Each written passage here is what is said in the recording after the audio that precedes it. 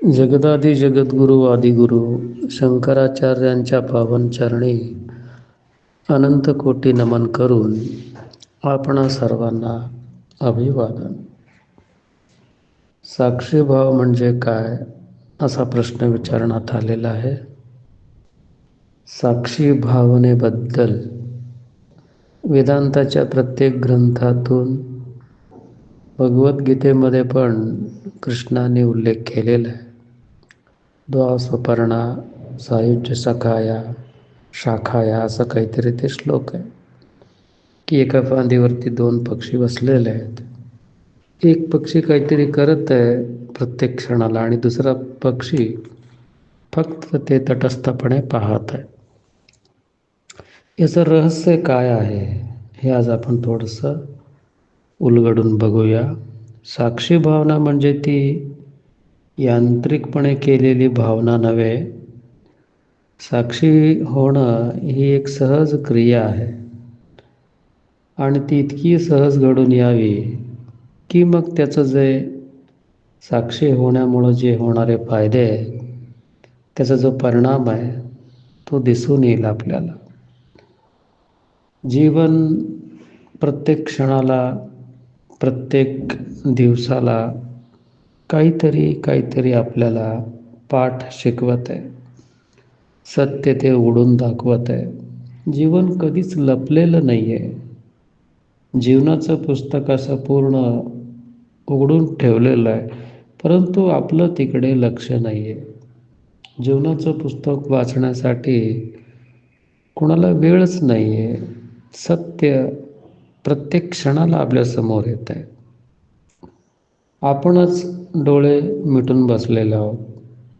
प्रत्येक क्षणाला सत्य आपला दरवाजा येऊन ठोठवत आहे, परंतु आपण इतके बिझी आहोत. आपल्या ह्या आशा आकांक्षा इच्छा वासना या गोंधळामध्ये आपण इतके बिझी आहोत की आपल्याला वेळच नाही आहे निसर्गाकडे पाहायला.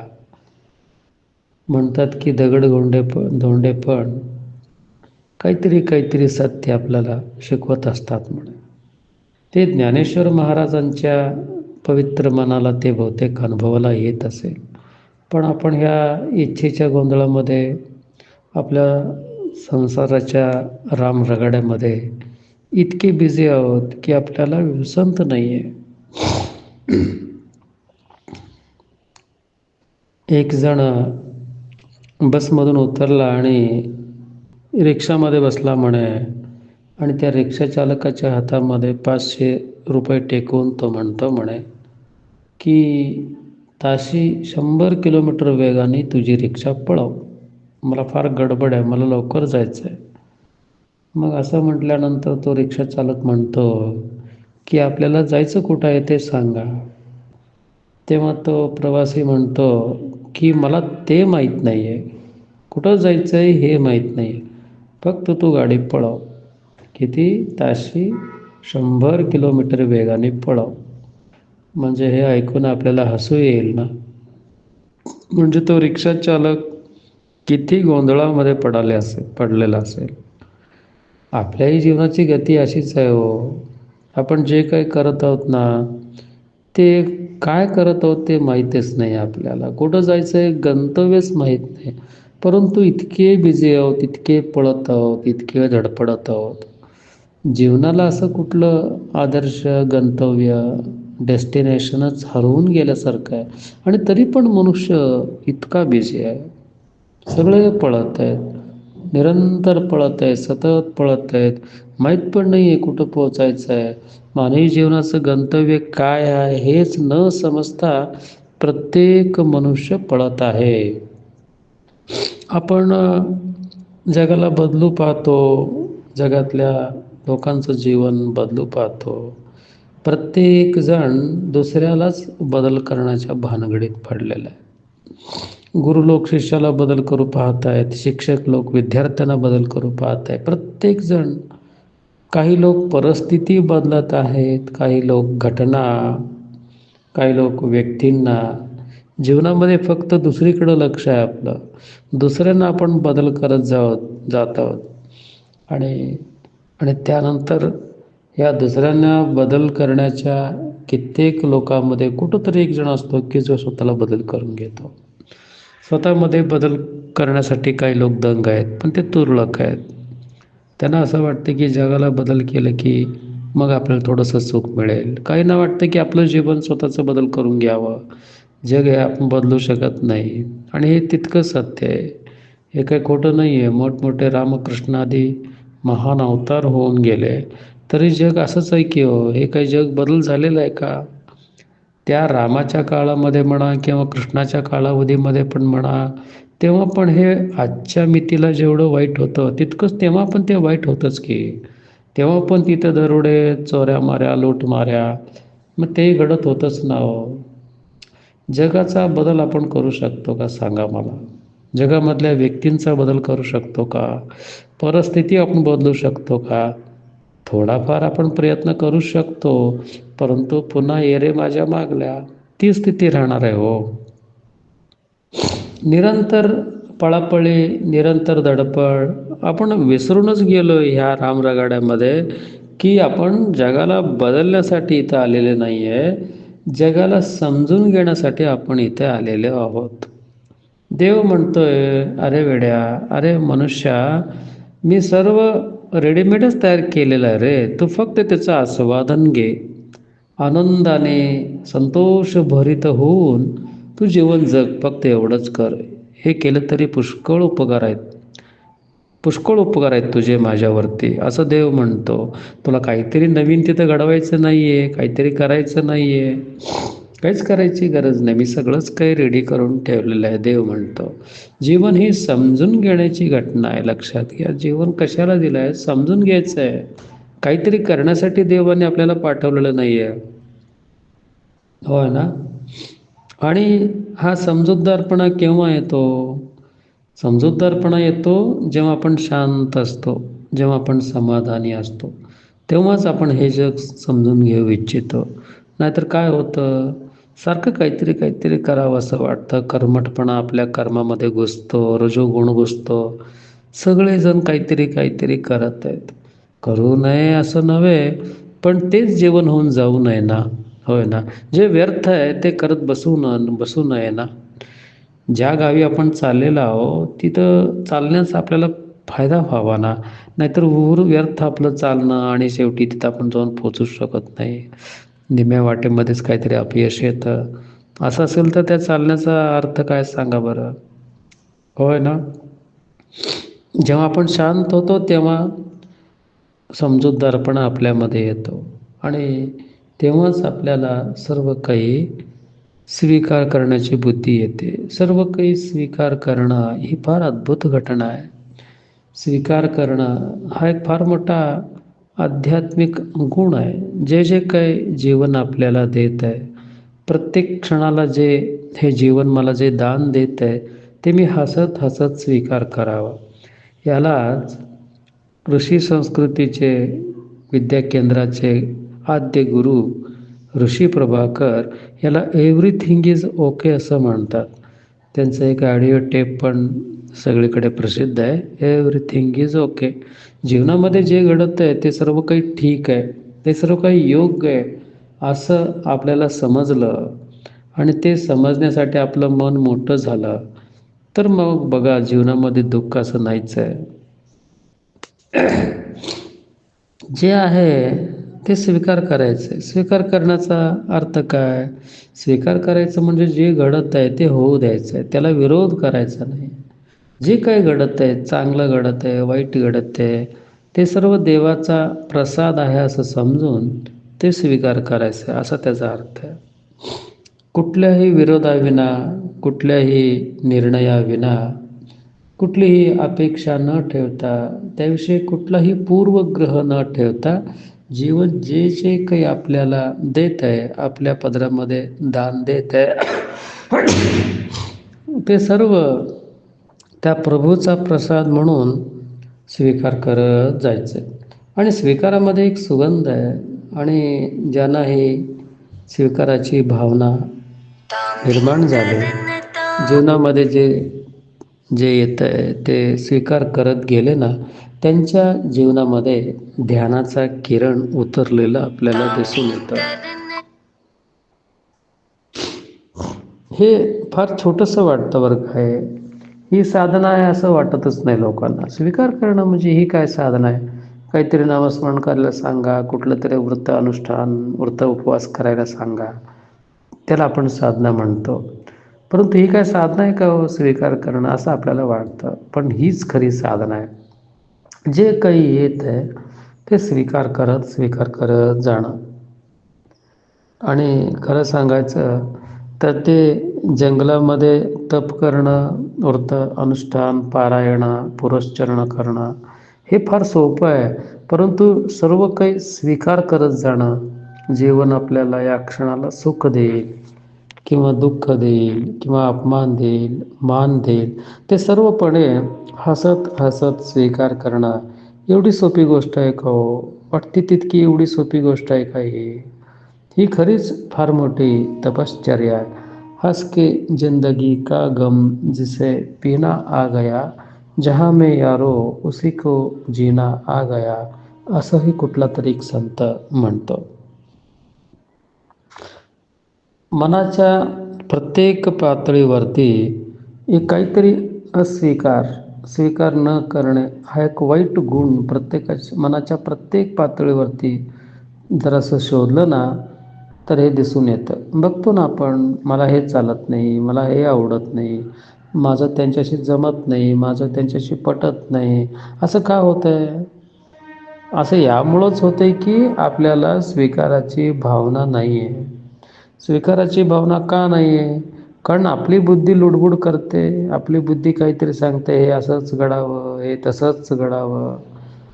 होय ना. हिंदू धर्मामधले काही लोक म्हणतात की हे असंच असावं, असलाच पेहराव करावा. आणि अलीकडची जी पिढी आहे अर्वाचीन काळातली, ती म्हणते की जर आम्ही असे धोतर वगैरे नेसून गेलो, नऊवाऱ्या साड्या नेसून गेलो तर मग आम्हाला कामं मिळतील का? आता मोठमोठे कॉम्प्युटर सेंटर्स असतात, तिथं जर असला पेहराव करून गेलो तर सगळे हसतील ना. समाजाकडं पण लक्ष द्यावं लागतं. मग काही लोक विचारतात की कपड्यामध्ये आहे तरी काय? त्यांचंही बरोबरच वाटतं. आतली बुद्धिमत्ता, आतलं निर्मल मन, भावशुद्धी हे महत्त्वाचं आहे ना. म्हणून सर्व काही आता जे पूर्वीची जे जुनी डोकी आहेत ना, मग ती याला नाका मुरडतात. ह्या नव्या पिढीला नाका मुरडतात. हे कसले कपडे घालतात, त्यांचं वागणं काय, हे उशिराच उठतात वगैरे वगैरे, बेडटी. मग याला सगळं ते नावं ठेवत जातात. मग त्यामुळं दुःख कोणाला होणार आहे सांगा? जे नावं ठेवत आहेत त्या जुन्या पिढीलाच ते दुःख होणार आहे. ही नवीन पिढी काय आणखी आनंदातच आहे ना. त्यामुळं सर्व काही स्वीकार करण्याचा भाव जो आहे ना, तो फार आध्यात्मिक गुण आहे, फार मोठा गुण आहे. हे असं होऊ नये, हे तसं होऊ नये, असं व्हायला नको होतं, हे चुकीचं आहे, हे चांगलं आहे, हे बदलायला हवं. आणि जोपर्यंत ही अस्वीकाराची भावना आपल्या आतमध्ये आहे, तोपर्यंत जीवनाचा प्रवाह, जीवनातल्या घटना सगळ्या आपल्या विरुद्धच चाललेलं आपल्याला दिसून येतं. आपल्याला असं वाटतं की असं का घडत आहे? हे माझ्या बाबतीतच असं घडत आहे का? जे काही मी इच्छित आहे, ज्याची काही मी अपेक्षा ठेवली ते काहीच घडत नाही आहे ना. मग त्यांना असं वाटतं की मला काहीतरी पीडत आहे, कुठले तरी ग्रहदोष असतील, कुणीतरी करणी-धरणी केली असेल. मग ते सुटतात ज्योतिषकारांकडे जाऊन आपल्या समस्या विचार करायला. आणि ते ज्योतिषीगार वगैरे काही पंडित लोक असतात, ते दांभिक लोक, ते समाजाला लुटायला टपूनच बसलेले असतात. मग ते सुटतात की तुम्हाला असं झालं आहे, तसं झालं आहे. बरोबर आहे ना. ह्याच्या पाठीमागे फार मोठी अंधश्रद्धा आहे ना की हो. अंधश्रद्धा आहे की नाही हो? आपण त्याविषयी विचारच करत नाही. आपल्याला कोण पिटणार आहे इथं? अहो ते लाखो किलोमीटर आकाशात तरंगणारे ग्रह नक्षत्र तुम्हाला का बरं पिडतील? काय वेड्यासारख्या कल्पना आहेत बरं या. हे सर्व शिकलेले अंधश्रद्धाळू लोक आहेत, हे समजून घ्या. हे फार महत्त्वाचं आहे. जे काय पिडतंय ते आपलेच कर्म आपल्याला पिडत असतात. आपण काहीतरी अपेक्षा ठेवून बसलेलो आहोत, हे दिसत नाही का आपल्याला? होय ना. श्रीकृष्ण परमात्मा पण म्हणतो ना की मनुष्य सर्व दोष पाहतो, कुंडलीतले दोष पाहतो, पितृदोष म्हणे, वास्तुदोष म्हणे, कुंडलीमधले काही मंगळ दोष म्हणे. अरे वेड्या मनुष्या, तू तुझ्या स्वभावातला दोष कधी पाहणार? तू स्वभावातला दोष तेवढा काढून टाक. कारण तुझ्या हातामध्ये तेच आहे. आता त्या ग्रहदोषांना दूर करणं, वास्तुदोष दूर करणं खटपटीचं काम आहे. परंतु स्वभाव दोष जर आपण हाकलून लावला, आणि कुठलाच पंडित, कुठलाच ज्योतिषगार हे सांगत नाही बरं का, तुमच्या स्वभावामध्ये हा विकनेस आहे, तुमचा स्वभाव कमकुवत आहे, तो भक्कम करून घ्या. कोण सांगतंय सांगा बरं? कारण ते सांगितल्यामुळं त्या पंडिताचा काही लाभ होणार नाही आहे. शेवटी ते आपला प्रॉफिट मोटिव्ह पाहत आहेत, मोठमोठे होम हवन सांगत आहेत की ज्यामुळे त्यांचं इन्कम होतं, परंतु आपला किस्सा रिकामा होतो ना, हे आपण पाहतच नाही आहे. म्हणजे म्हणजे किती अंधश्रद्धेचं काम चाललं आहे बघा समाजामध्ये. स्वभाव दोष तेवढा दूर कर असं कृष्ण परमात्मा म्हणतो, आणि ते कोणच बघत नाही बरं का. आपल्या स्वभावाच्या दोषाकडं कोणच बघत नाही आहे. आणि ते एक जर बदल केले ना, कुठला ग्रहदोष तुम्हाला काय करणार आहे सांगा बरं? कुठलीच पिढा मनुष्यामध्ये राहणार नाही. आता मोठमोठे तुकाराम महाराज होते, ते कुठल्या ज्योतिषाकडे गेले? ते कुठे पंडितांकडे गेले? सदानकाल नामस्मरण करत गेले. नामस्मरणाद्वारे त्यांनी भावना शुद्ध करून घेतली. आपलं जीवन त्यांनी परिशुद्ध केलं. मग त्यांना का बरं ग्रहदोष वगैरे पिडले नाहीत? तुकाराम महाराजांना का बरं मग ते ग्रहदोष म्हणा की ते शनी म्हणा, मग त्यांच्यापुरतं ते दोष नाही आहे का त्यांना सांगा बरं? कारण त्यांनी आपल्यामध्येच बदल करून घेतला. समाजामध्ये बदल करणे, इतर व्यक्तीमध्ये बदल करण्यापेक्षा आपल्या मनाचाच आपण बदल का करून घेत नाही हो? कुठंतरी एखादा लाखात एक व्यक्ती स्वतःमध्ये बदल करून घेतो, आणि तो खरा समजूतदार असतो बरं का, जो स्वतःमध्ये बदल करतो. जीवन कुठं ते लपून राहिलेलंच नाही जीवन, होय ना? असं होऊ नये, तसं होऊ नये, हे चुकीचं आहे असं वाटत राहतं आपल्याला. हे बदललं पाहिजे, ते बदललं पाहिजे, समाजाला बदललं पाहिजे, व्यक्तीला बदल केला पाहिजे, प्रत्येक घरी गेलं पाहिजे. काही दुर्व्यसनं आहेत लोकांची, ती सोडवली पाहिजे. चांगली आहे भावना, काय वाईट नाही आहे, पण हे करणं शक्य आहे का हो? शक्य आहे का हे करणं एवढं सगळं डोक्यात घालून? स्वतःमध्येच जर बदल केला ना, तर त्याचा सुवास सगळीकडे पसरत जाईल, आणि आपल्या परिघामध्ये जेवढे जेवढे लोक येतील ते पण बदल होत जातील ना. बरोबर आहे का? जीवनाचा प्रवाह आपल्या विरुद्ध चाललाय की काय असं आपल्याला वाटत जातं. अहंकार कशाला म्हणतात? अहंकार कसा निर्माण होतो? ह्या अस्वीकारतेच्या भावनेमुळेच अहंकार निर्माण होतो. अहंकार कुठून काही आकाशातून पडत नाही. त्याची निर्मिती, त्याचे निर्माते आपणच आहोत. ते देवाने दिलेलं पण नाही आहे अहंकार. आपल्या अस्वीकार भावनेतून हा अहंकार निर्माण होतो. मला हे आवडत नाही, मला ते आवडत नाही, मला ते पटत नाही, ह्या ज्या काही आपल्या धारणा आहेत ना, ह्यालाच अहंकार असं म्हणतात. अहंकार हा फ्लेक्झिबल नाही आहे, तो सामावून घेत नाही. अहंकार कधीच जुळवून घेत नाही. तो केव्हाही बघा त्या कुठल्या तरी रूढीवादी विचारांना तो जकडून असतो, आणि नवीन काहीतरी आलं ना ते स्वीकारच करत नाहीत. आता ह्या सासवा असतात, त्या सुनांना कधीच जुळवून घेत नाहीत. आपल्या लेकींना मात्र अगदी डोक्यावरती हात वगैरे फिरवून मायेने जुळवून घेतील, समजावून सांगतील. सुनांना ते तसं का करत नाही आहेत बरं? हाच अहंकार आहे ना. अहंकार काय करतो? आपल्या हट्टाशी अगदी घट्ट धरून बसतो की हे असंच घडावं, हे तसंच घडावं, आणि मग भांडणं चालू होतात. बरोबर आहे का? अस्वीकारतेची भावना हीच अहंकाराची खरी भावना आहे. अहंकार केवळ मी श्रेष्ठ आहे असं म्हणतो ना, अहंकाराचं हेच एक व्यक्तरूप नाही आहे. अहंकाराचं आणखी पण एक रूप आहे की जे जुळवून घेत नाही. हा पण एक अहंकाराच आहे, जो स्वीकार करत नाही. जीवन जे आपल्याला देत आहे तिकडं आपण पाहतच नाही, लगेच त्याच्या विरुद्धात आपण उभं राहतो. जगामध्ये देव आहे तरी का नाही? मी किती प्रामाणिक आहे, मी किती कष्ट करतो, जेवढं मिळायला हवं तेवढं मिळत नाही आहे. सत्याला काही किंमत राहिलेली नाही आहे आजच्या जगामध्ये. बहुतेक देवच नाही, देव नाही इतपत मत मांडण्या इतपत आपण मूर्ख होतो. कारण आपण कुठं अडकलेलो आहोत? अस्वीकारतेच्या भावनेला. की आपल्याला वाटतं की काय व्हावं, काय व्हावं नाही, असंच घडावं, असंच घडावं, असं घडू नये, हे सांगणारे आपण कोण हो? आपली बुद्धी सांगते हे की असं घडावं तसं घडावं, असं व्हावं तसं व्हावं. तिथे वर कोण बसलाय का? तुम्हाला काय वाटतंय? कसं घडावं असं तुम्हाला वाटतंय? त्याचं मोजमाप करणारा, हां, त्याचा लेख जपून ठेवणारा कोणतरी वर बसलाय का हो देव वगैरे? नाही आहे. शेवटी जे घडायचं आहे ते निसर्गाला जे मान्य आहे, अस्तित्वाला जे मान्य आहे, अस्तित्वाला जे अनुकूल आहे तेच घडत जाणार आहे. पण ते आपण समजून घेत नाही आहोत. अस्तित्वाचे जे नियम आहेत, अस्तित्वाचे पण काही नियम आहेत, त्या नियमाला धरूनच हे निसर्गाचे नियम काम करत असतात. मग ते आपल्याला समजतंय का हो? मूर्खासारखं आपण काहीतरी काहीतरी देवाला नावं ठेवत जातो. माझ्या जीवनामध्ये एवढं दुःख का आहे वगैरे वगैरे, असं घडावं आणि तसं घडावं. अपेक्षा करू नये असं नव्हे, पण त्याच्या पाठीमागं पण बघावं ना. कुठली अपेक्षा करावी, की जी अपेक्षा आपल्या कर्माद्वारे सिद्ध व्हावी. आणि आपल्या कर्माद्वारे सिद्ध न होणाऱ्या अपेक्षा असं काहीतरी व्हावं का बरं अपेक्षा ठेवावी आपण? आता काही विद्यार्थी आमच्या महाराजांकडे येत असतात आणि विचारत असतात की आम्हाला किती मार्क पडतील. मी त्यांना विचारतो की अभ्यास केलेला तू आणि परीक्षा तू लिहिलीस आणि मला काय विचारतोय किती मार्क्स पडतील म्हणून? नाही, तुम्ही महाराज आहात. तुम्ही सांगितलेलं खोटं होत नसतं. तुम्हाला सर्व काही समजत असतं वगैरे वगैरे.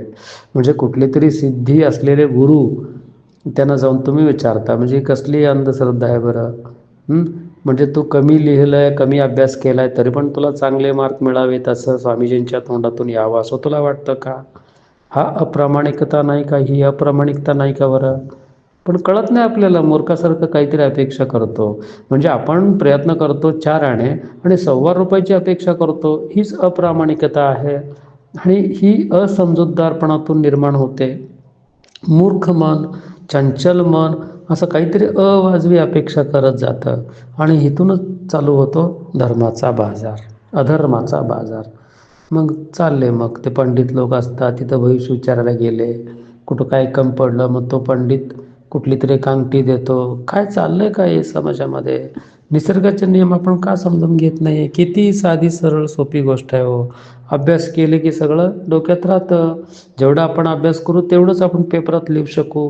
जेवढं आपण पेपरात लिहिलं तेवढेच मार्क्स आपल्याला पडणार आहेत. ही किती साधी सरळ सोपी गोष्ट आहे, कुठल्याही सोम्या गोम्याला समजावी. पण हे साधं साधं आहे ना, ते समजून घ्यायला आपण तयार नाही आहोत. काहीतरी अवाजवी, अयोग्य, अधार्मिक असं काहीतरी अपेक्षा करणं आणि असा मनुष्य धार्मिक आहे म्हणे, परत त्याला धार्मिक असं म्हणणं आणि अशासाठी तो काहीतरी पूजा करतो म्हणे, पूजेची विधानं करतो. मग काय तो धार्मिक आहे का सांगा मला? अशाची पूजा केली की मला इतके मार्क्स मिळतील. काय मूर्खपणा चाललाय, चक्क हा अधार्मिकपणा आहे, होय ना? आपण म्हणतो की हे चांगलं आहे, हे वाईट आहे. मी फार चांगलं आहे असं कधी कधी आपल्याला वाटतं, मी योग्य आहे असं आपल्याला वाटतं, पण त्याच्यामध्ये पण एक सूक्ष्म अहंकार लपलेला असतो बरं का. कारण का, की जगामध्ये हे चांगलं आहे आणि हे वाईट आहे असं जे आपण म्हणतो ना, ही पण एक अहंकाराचीच व्याख्या आहे. अहंकारी व्यक्तीलाच वाटतं की हे चांगलं आहे आणि हे वाईट आहे. जे आहे ते आहे, समाजामध्ये जे घडतंय ते घडतंय, निसर्गाने ते निर्माण केलेलं आहे. मग त्याच्यामध्ये तो भेद करतो, त्याच्यामध्ये 2 गट करतो. एकाला तो चांगला म्हणतो आणि एकाला तो वाईट म्हणतो. हे चांगलं आणि हे वाईट ठरवणारं कोण आहे? तर आपल्यामध्ये असलेला हा अहंकार. आता एक लहान बाळ आहे समजूया, त्या लहान बाळाला बघा चांगलं आणि वाईट काहीच नसतं. का नसतं? कारण त्याच्या मनामध्ये कुठला अहंकारच नाही ना. अहंकार नसल्यामुळं त्या बाळाच्या मनामध्ये चांगलं आणि वाईटची भावनाच नाही आहे.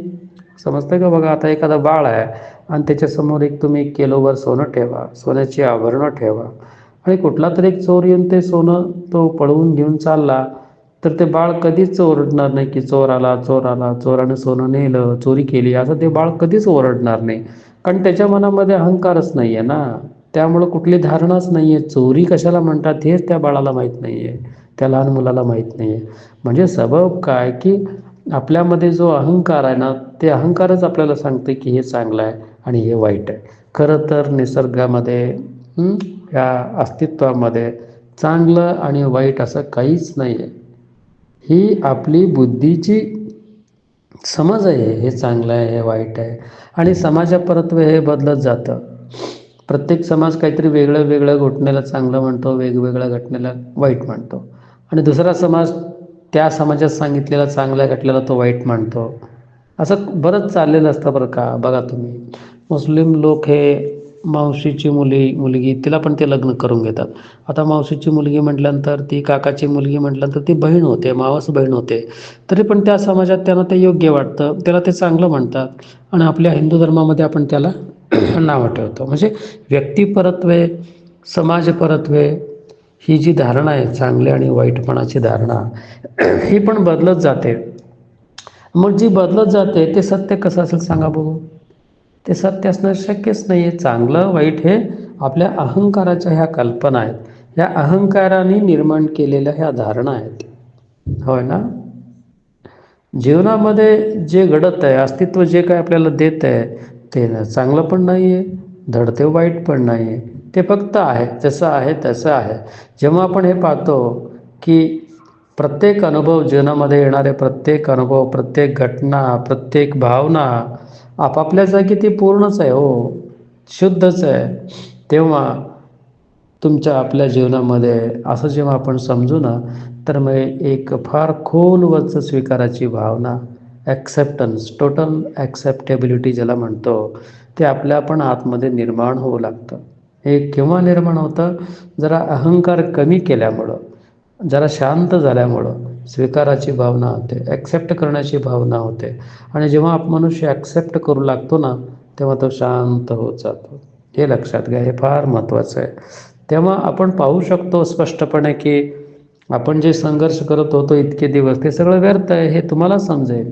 जेव्हा तुमचा अहंकार नामशेष होईल, जेव्हा तुमचा अहंकारच निघून जाईल, तेव्हा तुम्हाला समजेल की आतापर्यंत मी जे संघर्ष करत होतो, धडपडत होतो, ते सगळं किती फोल आहे बरं, किती व्यर्थ आहे बरं. उगीच मी काहीतरी धडपड करत होतो.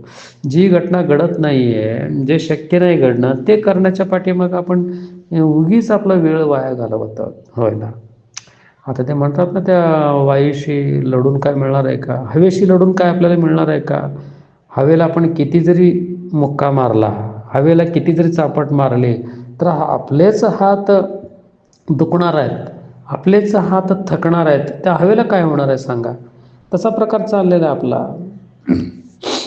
तो मनुष्य म्हणतो की असं का घडतं. प्रत्येक मनुष्य म्हणतो बघा, माझ्या जीवनामध्ये असं का घडत आहे, असं घडायला नको होतं. मी किती पुण्यवान आहे, मी किती चांगला मनुष्य आहे, तर माझ्या जीवनामध्ये असं वाईट हे का घडत आहे. अरे बाबा, तू त्याला वाईट म्हणत आहे. तुला तुझ्या असमजूतदारपणामुळं, तुझ्या अज्ञानामुळं तू तसं म्हणत आहे. देवाला तुझ्या जीवनामध्ये जे योग्य करावं असं वाटत आहे तो करत आहे. अस्तित्वाला तुझं रक्षण करण्यासाठी तुला जे जे काय करायचं आहे ते अस्तित्व तुला करत आहे. पण सध्या तुला ते समजत नाही आहे, सध्या आपल्याला ते समजत नाही आहे. सध्या आपण त्याला नावं ठेवतात की हे असं का घडत आहे माझ्या जीवनामध्ये. होय ना. अस्तित्व म्हणतो की असं घडणार. अस्तित्व शेवटी काय होणार आहे, अस्तित्व काय करणार आहे, त्याच्या मनात जे आहे तेच करणार आहे. देव शेवटी त्याच्या मनात जे आहे तेच तो करणार आहे. सत्याचा विजय करणं, असत्याला धूळ चाखवणं, हे सगळं त्या परमात्म्याचं काम आहे. म्हणून म्हटलंय ना की सत्यमेव जयते. वर करणी असत्य अधर्म जिंकत आहे असं वाटतं, ते यशस्वी आहेत असं वाटतं. जे असत्यात असतात, जे अधर्मात असतात, बघा ते किती श्रीमंत होतात, किती लवकर श्रीमंत होतात. आणि हे धर्माच्या मार्गाने चालणारे लोक म्हणतात की बघा, ते इतके असत्याने अधर्माने वागतात आणि तरी पण ते किती लोक श्रीमंत आहेत. जगात काही न्याय आहे का. नाही, जगामध्ये न्याय आहे. न्याय आहे पण आपल्याला ते दिसत नाही एवढंच. ते किती दिवस श्रीमंत असतील हो, एक ना एक दिवस त्या अधर्माचं फळ त्यांना मिळणारच आहे, असत्याचं फळ त्यांना मिळणारच आहे. दुर्योधना किती श्रीमंत होता, रावण किती श्रीमंत होता, किती कीर्तिवंत होता, पण त्याची पावलं चुकीची पडली. तो अधर्माचा मार्ग त्यांनी तुडवला, असत्याने तो वागला, अप्रामाणिकपणे वागला, चोरी करण्याच्या बुद्धीने तो वागला, दुसऱ्याची पत्नी चोरी करण्याची भावना. मग शेवटी त्याचं काय चांगलं घडलं का हो. वर करणे जरी त्याची कीर्ती फार असेल, श्रीमंती सिद्धी वगैरे भरपूर असल्या तरी पण एक ना एक दिवस सर्व काही काय झालं, त्याची सोन्याची लंका जळून खाक झाले. असंच आहे हो. सत्यम एव जयते. भगवान के घर देर है लेकिन काय म्हणतात त्याला, भगवानच्या घर, देवाच्या घरी जरा उशीर आहे परंतु तिथं अंधेरा नाही आहे. देर है मगर अंधेरा नाही आहे असं म्हणतात. होय ना. आपण अस्तित्वाला, देवाला असं विचारत राहतो की असं का घडतं, असं का घडतंय. त्याच क्षणाला उत्तर मिळायला चालूच झालेलं असतं आपल्याला. कारण की जीवन ह्या प्रश्नामुळे उलगडणार नाही आहे. आपल्या प्रश्नाची उत्तरं आपण जितक्या समस्या निर्माण करू, जितके प्रश्न आपण उभे करू ना, तेवढी आणखी संकटं निर्माण होणार आहेत आपल्याला. त्यामुळं आपल्याला उत्तरं मिळणार नाही आहेत. जीवन केव्हा उत्तर देतं आपल्याला, जेव्हा आपण शांत असू, जेवढं आपण विरोध करणार नाही, रेजिस्टन्स करणार नाही, प्रतिरोध करणार नाही, जे जे काही घडतं ते स्वीकार करत जाऊ, तेव्हा आपण शांत होत जाऊ. मग शांत झाल्यामुळं आपल्यामध्ये एक प्रज्ञा जागृत होईल. त्याला विवेक म्हणतात. मग त्या विवेक बुद्धीला कळत आहे की देव जे जे काही करत आहे ते चांगल्यासाठीच करत आहे. देव अस्तित्व म्हणा, देव म्हणा, आपल्या जीवनामध्ये जे ज्या काही घटना येत आहेत ना, ते चांगल्यासाठीच येत आहे. म्हणून कृष्ण परमात्मा भगवद्गीतेमध्ये म्हणतो ना कि जो कोई हो रहा है वो भले के लिए हो रहा है, जो हो रहा है वो भले के लिए ही हो रहा है. होय ना. आपण जेवढे प्रतिरोध करू तेव्हा अस्तित्वाची कवाडं आणखी बंद होत चाललेली आहेत. अस्तित्वाची जे दरवाजे आहेत, जे आपल्यासाठी उघडणार आहेत, भाग्याचे दरवाजे, त्यासाठी आपण आणखी सिमेंट कॉन्क्रीट करून ते पॅक करत आहोत. प्रतिरोध करून, स्वतःला त्रास करून घेऊन. असं का घडतंय, असं का घडतंय. काही लोक म्हणतात की मला असा नवरा का मिळाला, काही लोक म्हणतात की मला अशी बायको का मिळाली. त्या पाठीमागं पण अस्तित्वाचा काहीतरी सदुद्देश असेल. चांगला नवरा मिळाला असता तर तू परत सुखामध्ये पडली असतीस. परत तू देवाला विसरली असशील. देवाला असं वाटलं की आता हिला चांगला नवरा दिला तर बहुतेक ही मला विसरून जाईल, ही त्याच्यामध्येच रमेल, हे आत्मज्ञानाकडं, परमात्म्याच्या प्राप्तीकडं बहुतेक जाणार नाही. म्हणून देवाने असला कजाग भांडखोर नवरा दिला असेल. तुकारामाला अशी भांडकुदळ बायको देण्यापाठीमागं अस्तित्वाचा काय उद्देश होता. ती कजाग होती, भांडकुदळ होती, करुणामयी होती, परंतु गंमतशीर होती. की तुकाराम महाराज जे भजन करायचे तसलं काही ते करायचे का, ते करत नव्हती, तद्विरुद्ध होती. हे जेवढे धार्मिक होते, देवाला मानणारे, भक्ती करणारे, तेवढी भक्तिवान होती का.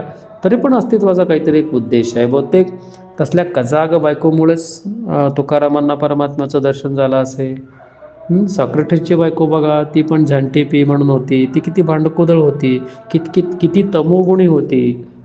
आणि तरी पण सॉक्रेटिस यांनी कधीच धर्माचा मार्ग सोडला नाही, सत्याचा मार्ग सोडला नाही. ते परमपदाला पोहोचले, आत्मज्ञानाला पोहोचले. ह्यासाठी बहुतेक त्या कजाग बायकोचा पण हात असेल ना. त्याप्रमाणे आपण असं भांडत बसायचं नाही की हा नवरा माझ्या जीवनामध्ये हाच होता का, ह्याच्यामुळं माझी प्रगती खुंटली. हा माझ्या जीवनामध्ये नवरा हा मला काय मिळाला, दुसरा मिळाला तर छान झाला असताना. ही आपली बुद्धी बोलत आहे, आपली चंचल मन आपलं बोलत आहे. आपली जी सुखदुःखामध्ये डोलणारी बुद्धी आहे, अज्ञानी बुद्धी, ती बुद्धी असं काहीतरी बडबडत राहते. परंतु अस्तित्व फार शाण आहे. अस्तित्व लाख पटीने बुद्धिमान आहे. अस्तित्वाला आपल्याला जागृत करायचं आहे. म्हणून आपण बऱ्याच ठिकाणी बघा तुम्ही असे सगळे बिजोड संसारच दिसून आलेले असतात. बघा तुम्ही, संसारात कोणच सुखी नाही, कोणच सुखी नाही. सगळ्यांना तद्विरुद्ध पत्न्या मिळालेल्या आहेत. सर्वांना असे तद्विरुद्धच, त्यांच्या स्वभावाच्या विरुद्ध असणारेच नवरे मिळालेले आहेत. आणि ते एका दृष्टीने चांगलंच आहे. ते समजून घ्यायला पाहिजे आपण. समजूतदारपणा कमी पडतो. समजूतदारपणा का कमी पडतो, कारण अवाजवी अपेक्षा आहेत. काहीतरी अपेक्षा करत आहोत आपण की असं घडलं तर बरं झालं असतं, दुसरा नवरा मिळाला असता तर मी फार पुढे गेले असते, माझी फार मोठी प्रगती झाली असती, मी आणखी पैसा कमावला असता. पण देवाला असं वाटत नाही ना. तुम्हाला वाटतं तसं, देवाला तसं कुठं वाटतंय. देव काय म्हणतोय, बस तुला एवढंच पचतंय, जेवढं तुला पचतंय ना तेवढंच मी तुला देत आहे. म्हणून म्हणतात ना, समय से पहिले और, असं म्हणतात बघा, समयाच्या अगोदर काही मिळत नाही आणि जेवढं मिळायला पाहिजे तेवढंच मिळतं, त्यापेक्षा जास्तही मिळत नाही. आणि जेव्हा मिळावं तेव्हाच मिळतं. हा निसर्गाचा एक गूढ नियम आहे बरं का. हे समजून घ्यायला पाहिजे. उगाच भांडं सुटू नये. जे काही देवाने दिलेलं आहे ते शांत सहन करायला शिकलं पाहिजे. आणि जेवढं आपण शांतपणे ते सहन करू, मग तेव्हा आपल्याला कळून येईल की अशा नवऱ्याबरोबर आपल्याला जिंकून दाखवायचं आहे. ते चॅलेंज आपल्याला तेव्हाच दिलेलं असतं. ते म्हणतात ना की सर्व काही सामान असेल तर एखादी स्त्री सुंदर स्वयंपाक करून दाखवील. त्यात तिचं एवढं काय कौशल्य आहे बरं? कारण सर्व काही आहे ना. सामान कमी असावा किंवा काही सामान नसावा तेव्हा तिने स्वयंपाक करून दाखवावा. मग त्यामध्ये तिचं कौशल्य दिसून येतं. ते म्हणतात ना, की नाचता येईना अंगण वाकडं आहे असं म्हणतात. म्हणजे नाचणाऱ्याला अंगण कसलंच असलं तर नाचून दाखवेल ना. नाचणं हे कौशल्य त्याच्याकडे असेल, ती कला असेल तर तो कसंही ती आपला कथा वठवून दाखवेल. त्याप्रमाणे समजूतदारपणे संसार करण्याची बुद्धी असेल ना, मग तो कसाही भांडकुदळ नवरा असेल, आपल्या मनासारखा तो नसेल, तरी पण ते करून दाखवता येतं. पण त्यासाठी काय पाहिजे? योग्यता पाहिजे. त्यासाठी काय पाहिजे? बुद्धिमत्ता पाहिजे. त्यासाठी साधनेमध्ये उतरायला पाहिजे.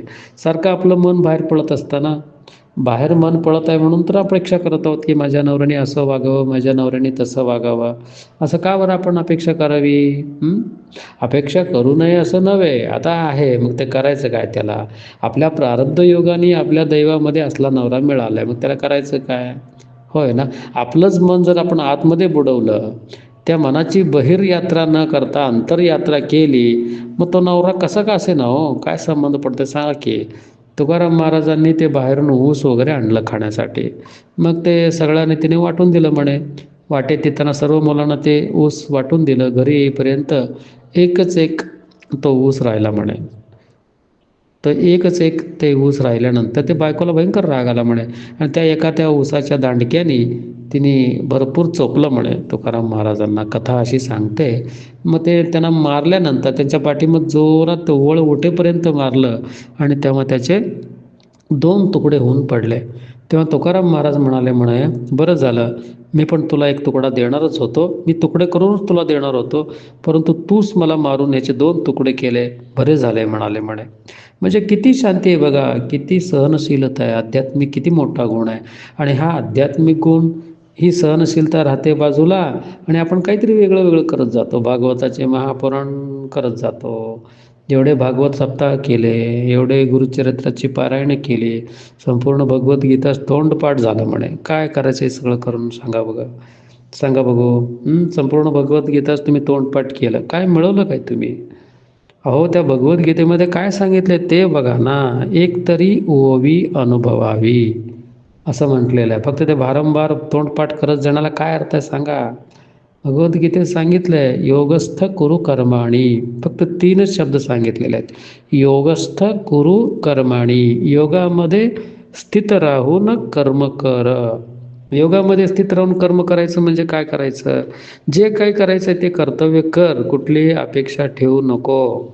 योगस्थ, योगामध्ये स्थिर राहून कर्म कर. हे योगामध्ये स्थिर होणं जमत नव्हतं अर्जुनाला. तो मनामध्ये मोहादी विकार आणून तो कृष्णालाच बुद्धिवाद सांगू लागला, की हे माझे सगळे सोयरे आहेत, हे माझे गुरुजन आहेत, हे माझे वडीलजन आहेत, त्यांना मी कसं युद्धामध्ये ठार करू वगैरे. मग हे योगस्थ कुरु कर्मणी नव्हे. मग कृष्णाने त्याला समजावून सांगितलं, की हे तुझ्या वाटेला आलेलं कर्म आहे आणि तू बुद्धी शांत ठेवून कर, सत्यासाठी कर, धर्मासाठी तू युद्ध कर. ह्याच्यापासून काय मिळते, काय नाही मिळत, समोर कोण आहेत, नातलग आहेत, हा मोह, हा विकार तू का डोक्यात आणतोयस? त्याचप्रमाणे आता हे सांगण्याचा उद्देश काय, की बऱ्याच स्त्रिया समाजामध्ये बघतो मी, बऱ्याच शिकलेल्या असतात, MA PhD केलेले असतात, त्यांची संस्कृती, ते ज्या घरात वाढल्या ते सर्व काही फार अद्भुत असतं. पण काय करायचं? योगस्थ कुरु कर्माणीच येईना आपल्याला. योगस्थ कुरु कर्माणी हे 3च शब्द समजून घेतलं ना, तर तो साक्षात परमात्माच भेटेल. ज्या कृष्णाने ही भगवद्गीता सांगितली तो कृष्णच आपल्याला भेटेल. आपलं जीवन कृष्णमय होऊन जाईल. पण तो जे सांगतोय कृष्ण परमात्मा ते राहतं बाजूला आणि वेड्यासारखं काहीतरी करत बसतो आपण. संपूर्ण विष्णू सहस्रनामच तोंडपाठ करतोय काय? ते भगवद्गीताच तोंडपाठ करतोय. करा, ते काय वाईट नाही आहे. सर्व टेक्निकल आहे ते. सर्व शाब्दिक तोंडपाठ करत बसण्यात काय अर्थ आहे हो? समजून घेऊन त्याप्रमाणे वागण्यामध्ये खरा अर्थ आहे. ते समजून घ्यायला पाहिजे ना. बरोबर आहे का मी जे सांगतोय? वरण भात तुम्ही तोंडपाठ करत बसलात, मग काय तुमचं पोट भरणार आहे का हो? त्यासाठी बाजारात जावं लागेल, कर्म करावं लागेल, कष्ट करावे लागतील, पैसा कमवावा लागेल. त्या पैशाने तांदूळ डाळ वगैरे आणावं लागेल, परत ते शिजवावं लागेल, खावं लागेल. एवढं केल्यानंतर ते तोंडात पडणार आहे आणि तेव्हा कळणार आहे की वरण भात खाल्ल्यामुळं पोट भरतं आहे म्हणून.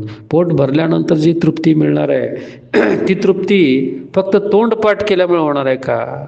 मला सांगा. आता बरेच समाजामध्ये असे लोक आहेत, ते सर्व तोंडपाठ करत जातात. अक्षरशः सर्व काही तोंडपाठ करतात. चांगले आहे, त्यांच्या बुद्धिमत्तेला आपण दाद द्यायला पाहिजे, त्यांच्या स्मरणशक्तीला आपण दाद द्यायला पाहिजे. परंतु त्याबरोबरच एक तरी ओवी अनुभवावी. त्या ओवीमध्ये काय सांगितलं आहे? योगस्थ कुरु कर्माणी. योगामध्ये स्थित राहून कर्म कर. सत्यवती म्हणून एक महान पतिव्रता होती. तिचा नवरा इतका कजाग होता, इतका कामुक होता. दररोज त्याला वेश्येकडे जायची वाईट खोड होती. मग ती सत्यवती काय करायची? त्याला टोपलीमध्ये घ्यायची. त्याला झाला होता कुष्ठरोग, त्याला चालता येत नव्हतं. त्याला टोपलीमध्ये घेऊन ती डोक्यावरती ओझं उचलून ती वेश्येच्या घरी आतमध्ये सोडून परत ते बाहेर बसायचे म्हणे. केवढी सहनशीलता आहे होई, कसली सहनशीलता आहे. मग असे गुण, मग ती काय, तिने काय ते भगवद्गीता वगैरे तोंडपाठ केलं आहे का सांगा मला? पतिव्रतेत, ज्या महान पतिव्रतेचं आपण नाव घेतो, पंचपतिव्रता द्रौपदी वगैरे, सीता, द्रौपदी, त्यामध्ये हिचं पण नाव येतं सत्यवती म्हणून. पतिव्रतेचा गुण काय असतो की ती काय डोक्यात घेत नसते. नवरा कसे का असेना, नवरा वेडा असेल, नवरा खोळा असेल, नवरा मूर्ख असेल, ते काही स्वीकार करण्याची बुद्धी का नाही बा आपल्याला? ते स्वीकार का करत नाही आता आपण? अस्वीकार केल्यामुळंच आपलाच त्रास आपल्याला होत आहे. अस्वीकार केल्यामुळंच आपल्या डोक्याला ताप आणखी वाढत आहे. मग ते पतिव्रत लोक काय असं काय ताप करून घेत बसतात का? आता ती सती अनुसया होती, मग ती काय डोक्याला ताप करून घेते का? पतिव्रता कोणाला म्हणावं? की कुठल्याही कठीण प्रसंगाला जी सहजपणे तोंड देते ती पतिव्रता असते. आता कुठले तरी असे 3 पुरुष, साधू पुरुष येऊन तो नग्नपणे जेवायला वाढ म्हणलं तर आपल्याला काय होईल? एकदम ताप चढेल आपल्याला, एकदम हार्ट अटॅक येण्याची शक्यता आहे. पण ती किती शांत होती सती अनुसया. आतमध्ये जाते काय, नवऱ्याचं पाय धुतलेलं तीर्थ घेते काय, आणि ते बाहेर येऊन शिंपडते काय, आणि ते 3 साधू लहान बाळ होतात म्हणे. कसली शक्ती आहे बरं? पतिव्रतेची शक्ती किती आगाध आहे बरं. मग तिनं काय हे सर्व श्लोक काय तोंडपाठच केले होते का? हो, बास करा हे तोंडपाठ करणं वगैरे. त्यातले काहीतरी गुण घ्या हो. योगस्थ कुरु कर्माणी. लक्षात ठेवा, भगवद्गीतेत सांगितलेलं हे वाक्य आहे. योगस्थ, योगामध्ये स्थिर राहून कर्म करा. समोरचा व्यक्ती काय करतो हे त्याला सोडून द्या. त्याचं पापपुण्य त्याच्यासोबत आहे, त्याला त्याचीही शिक्षा मिळणार आहे. आपण का डोकं एवढं पिकवून घ्यायचं? जे आपलं कर्तव्य कर्म आहे ते करायचं आहे, होय ना? मग हे त्रास का होतो आपल्याला? अपेक्षा ठेवल्यामुळं त्रास होतो, दुसरं काही होत नाही आहे. माझा नवरा असाच वागावा, माझ्या नवऱ्याने हेच करावं, माझ्या नवऱ्याने तेच करावं. छोट्या छोट्या बाबी असतात, त्या काय फार मोठ्या बाबी नसतात. बायको फार शिस्त असते, बायको फार सोवळं करत असते, नवऱ्याने जरा काही वेगळं केलं की चालू झालं त्यांच्या डोक्याला ताप. बघा, हे असं सर्रास प्रत्येक घरामध्ये हे घडत चाललेलं आहे की असं झालं तर छोटी छोटी कारणं असतात भांडणाची. डोक्याला ताप करून घेणं, परत कोणाला तरी फोन लावून सांगणं, हे असं चाललंय तसं चाललंय. काय वेडेपण आहे. अध्यात्माकडे वळायचं कधी सांगा? नेमकं आयुष्य होऊन गेलं आपलं, 60-70 वय होत चाललं तरी अध्यात्माकडे मन जाईना, मन अंतरंगात उतरेना, अंतरयात्रा घडेना. अध्यात्माची खरी यात्रा कुठून चालू? पारमार्थ केव्हा चालू होतो? जेव्हा बाहेर जाणारं मन आवरून धरून जेव्हा आपण अंतरंगाकडे घुसतो आतमध्ये, तिथं चालू होते ती खरी साधना. आणि ते आपण ते बघायलाच तयार नाही आहे. सारखं मन आपलं बाहेर बाहेर बाहेर पडत आहे, बाहेर असं घडावं तसं घडावं. आता मी एक सोवळं करतोय म्हटलं की सगळ्यांनी ते केलंच पाहिजे का? अशी अपेक्षा का धरावी बरं? त्यांच्या त्यांच्या बुद्धीला जे जे पडतंय ते करत चाललेलं असतात. घरामध्ये कोणतरी एक सोवळं करतं, इतर लोक करत नसतात. मग उघड डोक्याला ताप करून घ्यायचं का सांगा आपण? मग हे डोक्याला ताप शेवटी कोणाला होणार आहे? आपल्यालाच होणार आहे. सोडून द्यावं ना, ते सर्व काही सोडून द्यावं. आपल्याला जे पटतंय ते करावं आणि शेवटी सगळं लक्ष कुठं घालावं? ध्यानामध्ये बुडण्यासाठी प्रयत्न करावा. भगवद्गीता तोंडपाठ करणं महत्त्वाचं नाही आहे. अंतरंगामध्ये भगवत जीवन प्रकट व्हायला पाहिजे. कृष्णाचं जीवन कसं होतं, संत सखुबाईचं जीवन कसं होतं, द्रौपदीचं जीवन कसं होतं, त्या पंचपतिव्रता ज्या होऊन गेल्या त्यांचं जीवन कसं होतं, सत्यवतीचं जीवन किती अद्भुत होतं. नवरा कसाही वागला तरी ती थोडं पण डोक्यामध्ये घेत नव्हती, सर्व काही सहन करत होती. एवढी सहनशीलता तिला केव्हा मिळाली? जेव्हा ती भक्ती करू लागली, अद्वैताची भक्ती करू लागली. तिचं मन आतमध्ये जेव्हा गेलं, साधनेमध्ये जेव्हा उतरलं, तेव्हा ही सहनशीलता परमात्माच देतो. सहनशीलता निर्माण होते, चांगले चांगले दिव्य गुण आपल्यामध्ये निर्माण होऊ लागतात. दिव्य गुणांना किंमत आहे, विना पंडिताला किंमत नाही. सर्व काही श्लोक तोंडपाठ करणे, अशा लोकांना थोडी पण सहनशीलता नसते. मग अशा तोंडपाठ केलेल्या शास्त्राच्या बुद्धीला काहीतरी कवडी मोलाची तरी किंमत आहे का हो? लक्षात घ्या, अनुभव फार महत्त्वाचा आहे. एक नाव होती म्हणे, त्या नावेमध्ये एक फार मोठा पंडित बसून चाललेला होता आणि तो नावाडी जो होता तो शिकलेला नव्हता, पण तो जीवनामधला तो अनुभवी मनुष्य होता. आणि हा पंडित होता ना, हा 4 वेद त्याला तोंडपाठ होते, सर्व वेदांत त्याला तोंडपाठ होतं, शास्त्र षटशास्त्र, तो फार वाकबगार होता, फार मोठा पंडित होता, सर्व काही तोंडपाठ होतं त्याला. आणि तो जाता जाता नदीमध्ये जेव्हा मध्यभागामध्ये ती नाव येते तेव्हा तो सहज विचारतो फुशारकीने, अहंकार निर्माण झाला त्या पंडिताला.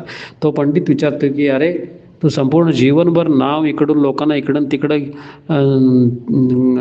लोकांना इकडून तिकडे नेण्यात आणि तिकडून इकडं आणण्यातच तुझं जीवन सगळं चाललेलं आहे, जीवन व्यर्थ चाललेलं आहे.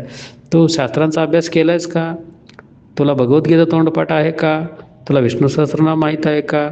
तो म्हणायचा, मला हे काय कळतं हो, आता माझ्या नावावरती जी बायको आणि माझ्या नशिबी जी बायको मुलं आहेत त्यांना कसं बसं करून त्यांचं पोट भरणं हेच मला मेटाकुटीला आलं आहे. आता मी ही शास्त्रांचा अभ्यास वगैरे मी का करू? आणि तुम्ही केलं आहे ना, बस तुमच्याकडनं ते आम्ही ऐकतो ना, हेच मला पुरेसं आहे, असं तो अगदी विनयानं म्हणाला.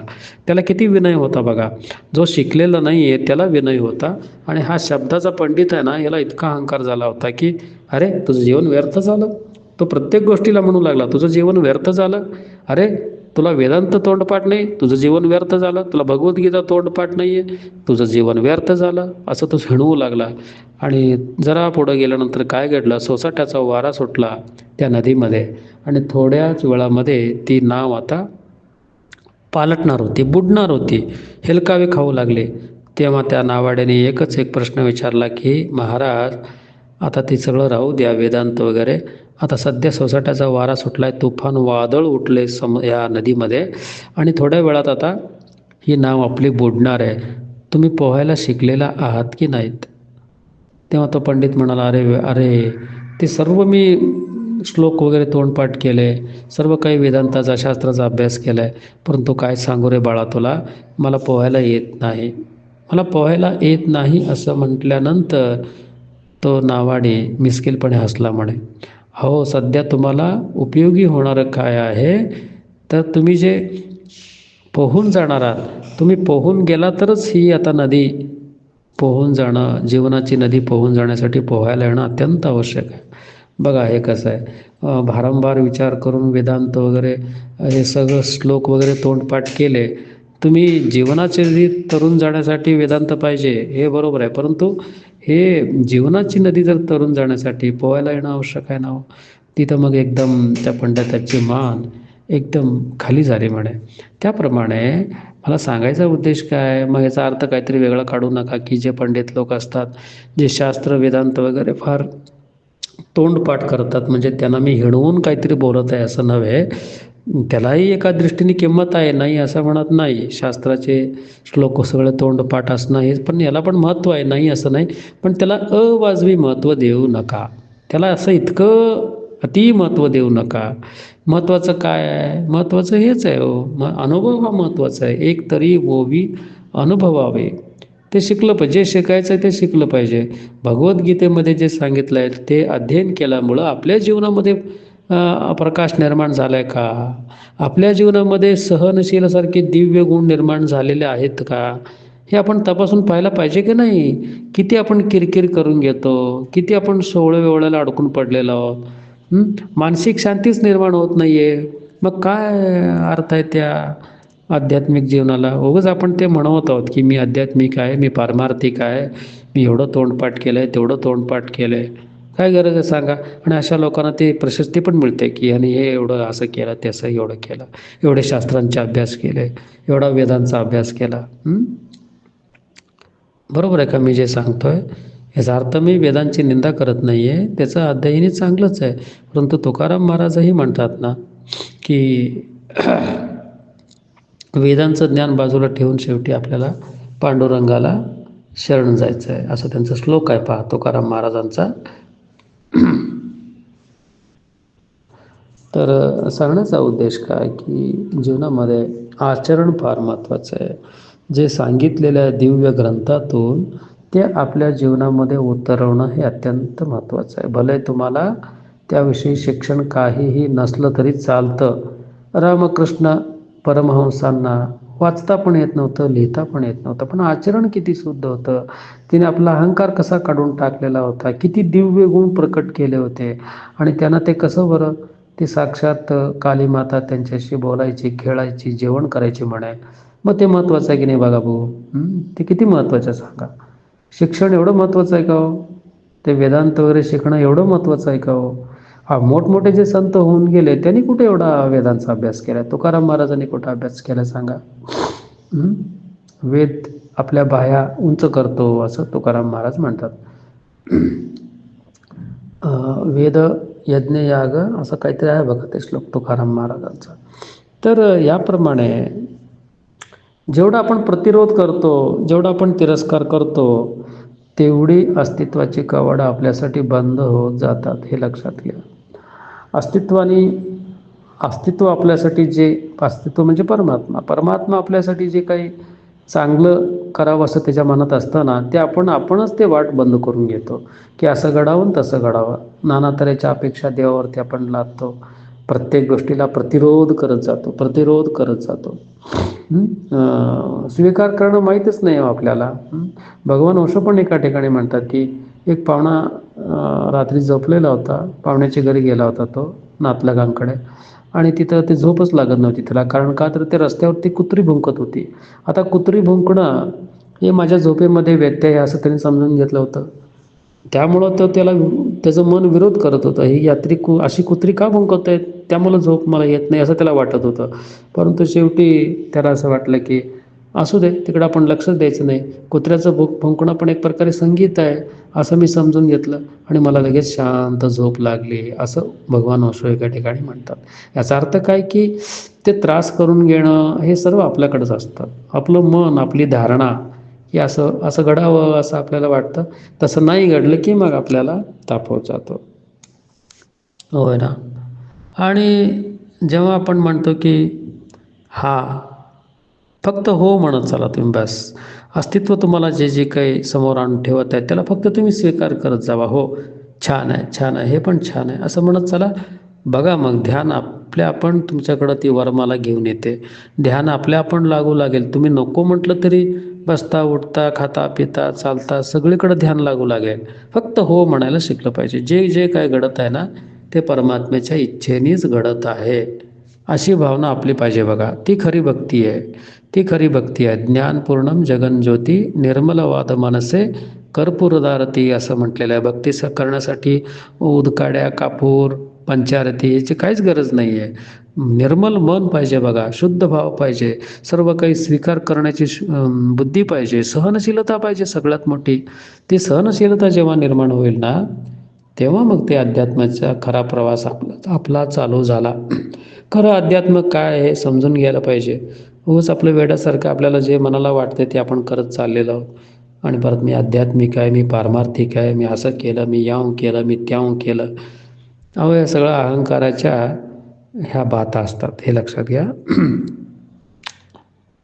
तर अस्तित्वाची कवाडं केव्हा उघडतात? जेव्हा आपण अस्तित्व आपल्याला जे काही देत आहे ते सर्व स्वीकार करत चाललं की ते घडतं.